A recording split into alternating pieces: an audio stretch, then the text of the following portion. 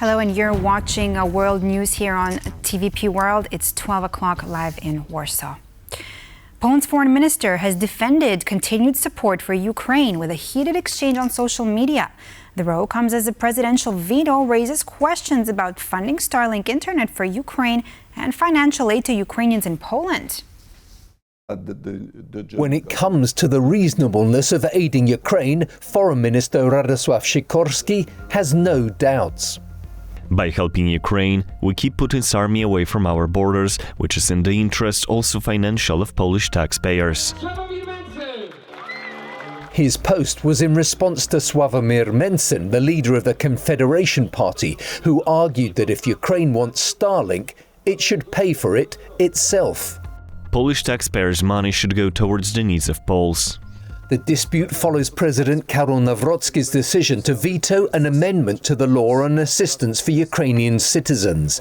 Among other provisions, the bill would have extended a benefit providing financial support to Ukrainian children.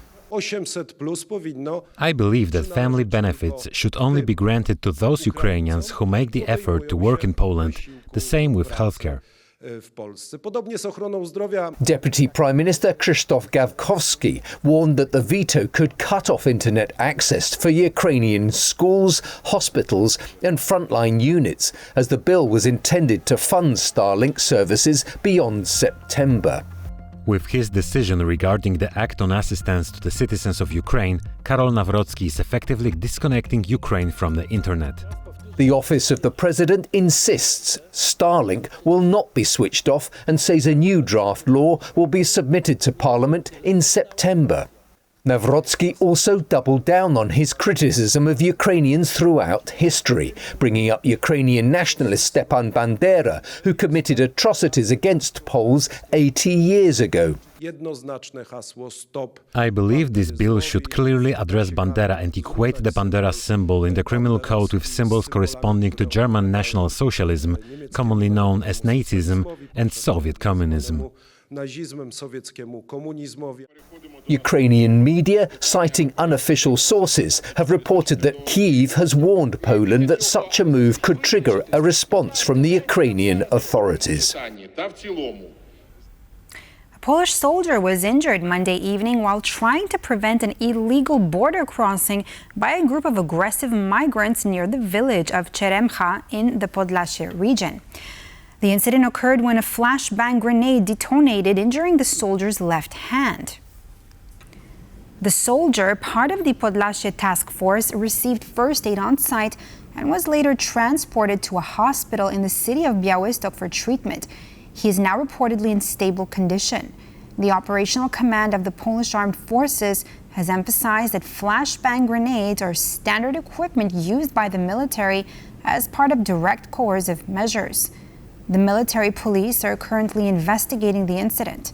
Now, commenting on the situation, Deputy Minister of National Defense Paweł Zalewski said that aggression and pressure on this section of the border have been increasing.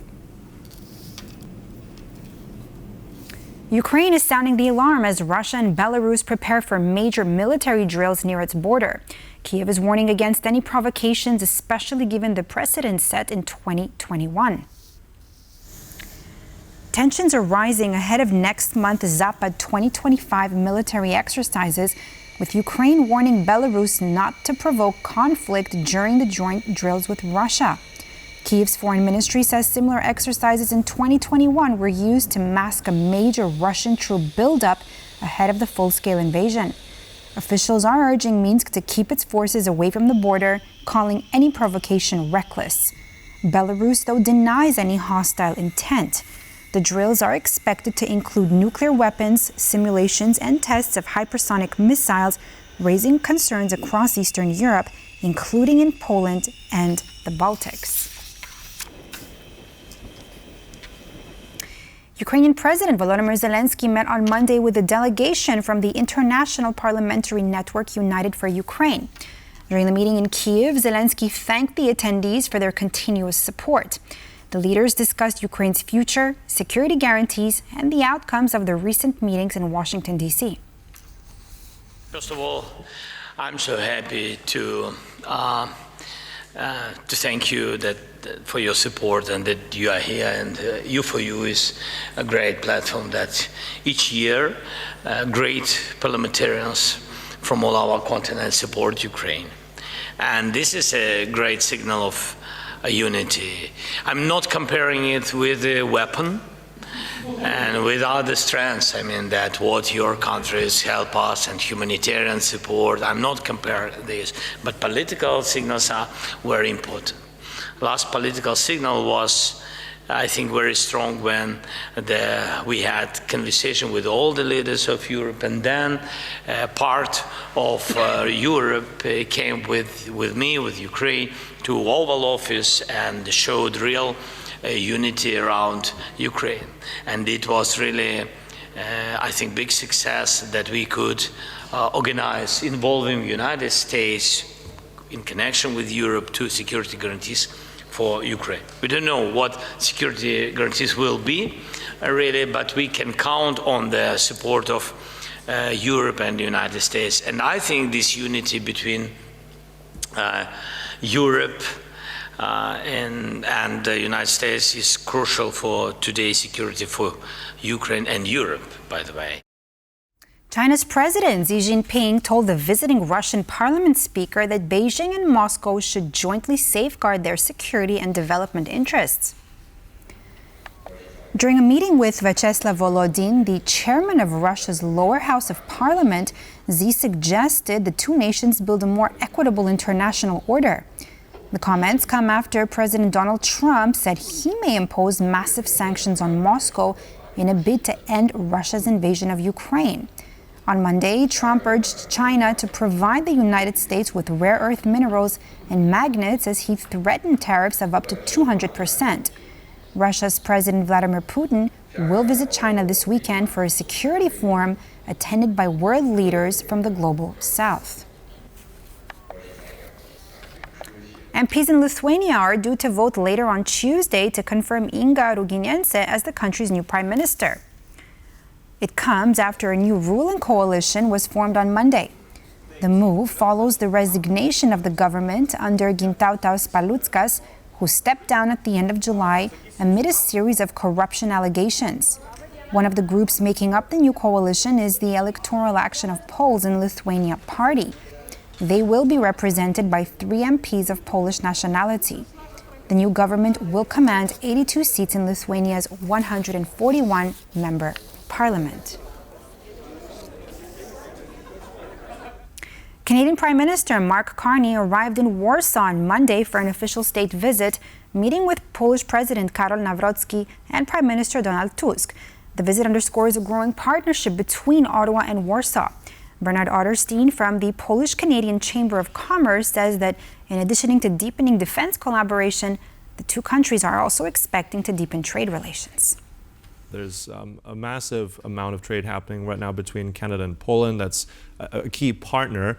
Where do you see those major sectors? Where's the most growth potential there between these two places? The relationship, the trade relationship, is incredibly strong. And of course, it's based on common values and goals and all of the things that allow countries to become close strategic partners. So the key economic sectors that are strong and that will grow further clearly are energy, energy security. And Prime Minister Carney has stated that he wants to turn Canada into an energy superpower. And that is something that Poland really needs to assure its energy security. So that alone, with the two countries working together on a range of energy topics that are, you know, from LNG to all kinds of technologies and in renewables. We have a huge renewable project that Northland Power and Orlen are working on in the Baltic Sea, but also nuclear, with SMRs and big nuclear being on the table. And a lot of that technology, plus the supply chains, are coming from Canada.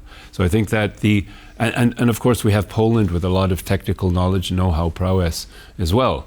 So it's really two partners that come together, and the match is great. The cargo ship HAV Dolphin, suspected earlier this year of using spy drones, is sailing to the Finnish port of Vaasa. According to Finnish newspaper Helsingin Sanomat, the vessel, flying the flag of Antigua and Barbuda, is transporting 2,600 tons of steel ordered from a Polish plant by a Finnish company. Dutch authorities suspected the ship of being involved in espionage in the North and Baltic Seas. Now, these suspicions were based on the ship's low speed and reports of drones being launched from its deck while being near military bases. At the time, the vessel carried a Russian crew. However, local authorities who inspected the ship said they found no suspicious drones on board. The Finnish counterintelligence agency stated it is aware of the ship's course to Vaasa and will monitor it once it reaches Finnish waters.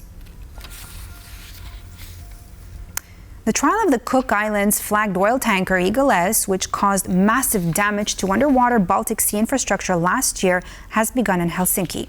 3 members of the crew are now facing serious allegations from the Finnish prosecution. But is this an act of sabotage or simply human error? Well, our reporter Anastasia Yanchenko was at the courthouse and has the details. 3 crew members of the Eagle S oil tanker, 2 from Georgia and 1 from India, stand accused of damaging critical infrastructure in the Baltic Sea. In December last year, the tanker allegedly dragged its anchor for 90 kilometers across the seabed in the Gulf of Finland. The ship damaged 5 undersea cables between Finland and Estonia, including the Estlink 2 power link. Finnish officials boarded the vessel that evening as prosecutors say the offense was committed in Finland's economic zone. The cost of the damage is estimated at around 60 million euros. Prosecutors allege the men committed aggravated criminal mischief and interfering with communication by targeting systems linked to the Finnish state. All 3 denied the charges. I believe that process will be fair. This can be purely regarded as normal marine incident, and there is no crew involved in this for sabotage. I did my duty best. I'm second officer, having independent watch, navigation watch, and following protocols and procedures. The main question before the court is whether the incident was an accident or deliberate act of sabotage. The defense is arguing that Finnish court does not have jurisdiction to hear the case, as they say the alleged offense did not occur in the Finnish waters. But the prosecution says the damage was deliberately intended to target Finland, and the Eagle S could have damaged more cables across the Baltic Sea if it weren't for the intervention by Finnish authorities. We have a different kind of evidence, written evidence of the conditions of the ship, and then, of course, we will hear the defendants, and we have also heard expert witnesses during the investigation. The tanker, which departed from a Russian port, is believed to be a part of Kremlin's shadow fleet, which Russia uses to evade oil sanctions, though no links to espionage or Kremlin were found on a board. There have been at least 11 similar cable damage incidents in the Baltic Sea in the past 15 months. The prosecution is demanding a minimum of 2 years and 6 months of imprisonment for 3 defendants. The hearings are scheduled to conclude in mid-September. In Helsinki, for TVP World, I'm Anastasia Yanchenko. And that's all for this edition of World News here on TVP World. I'm Diana Skaya. Thanks for watching, and do stay with us for more news, features, and commentary here on TVP World.